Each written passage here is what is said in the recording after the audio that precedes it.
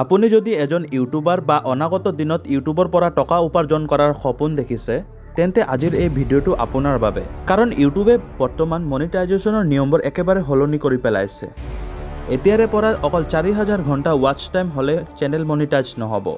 ইয়াৰ ঠাইত কি লাগিব আৰু এই নতুন নিয়মটো কেতিয়াৰ পৰা আহিব, এই সকলোবোৰ জানিবলৈ ভিডিঅ'টো শেষলৈকে চাওক, কাৰণ এই আপডেটছটো আপোনাৰ ক্ৰিয়েটাৰ জীৱন সলনি কৰি দিব পাৰে। বন্ধুসকল, আমি সকলোৱে জানো যে এতিয়ালৈকে আমাৰ ইউটিউব চেনেল মনিটাইজ কৰিবলৈ 1000 ছাবস্ক্ৰাইবাৰ আৰু 4000 ঘণ্টা ৱাচ টাইমৰ প্ৰয়োজন আছিল। এইটো আছিল এটা যুগৰ নিয়ম, কিন্তু ইউটিউবৰ শেহতীয়া আপডেটছ মৰ্মে এইটো এতিয়া আৰু হৈ থকা নাই। হয়, নতুন আপডেটছ মতে 2027 বৰ্ষৰ ফেব্ৰুৱাৰী মাহৰ পৰা ইউটিউব চেনেল মনিটাইজ কৰিবলৈ হ'লে 8000 ঘণ্টা ৱাচ টাইম সম্পূৰ্ণ কৰিব লাগিব।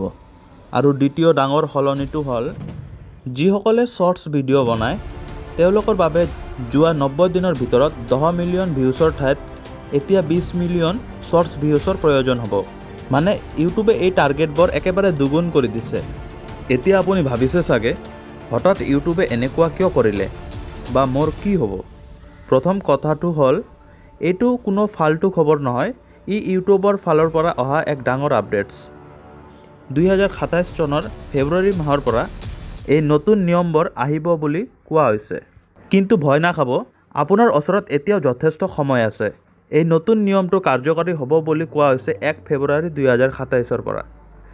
গতিকে যদি আপুনি 1 ফেব্ৰুৱাৰী 2027 আগতেই আপোনাৰ 4000 ঘণ্টা ৱাচ টাইম আৰু 1000 ছাবস্ক্ৰাইবাৰ সম্পূৰ্ণ কৰি লয়, তেন্তে আপোনাৰ চেনেল পুৰণি নিয়ম মতে মনিটাইজ হৈ যাব। হতাশ নহ'ব, ভাল কণ্টেণ্ট বনাই থাকক, অতি সোনকালে নিজৰ 4000 ঘণ্টাৰ লক্ষ্য সম্পূৰ্ণ কৰক। কাৰণ ছাবস্ক্ৰাইবাৰ 1000 যি আগৰ নিয়ম আছে সেই নিয়ম মতে থাকিব, কিন্তু ৱাচ টাইমৰ নিয়ম হাল সলনি কৰা হৈছে। আপুনি কি ভাবে, ইউটিউবৰ এই নতুন 8000 ঘণ্টাৰ নিয়মটো ঠিক হৈছে নে ভুল? তলত কমেণ্ট কৰি নিশ্চয় জনাব।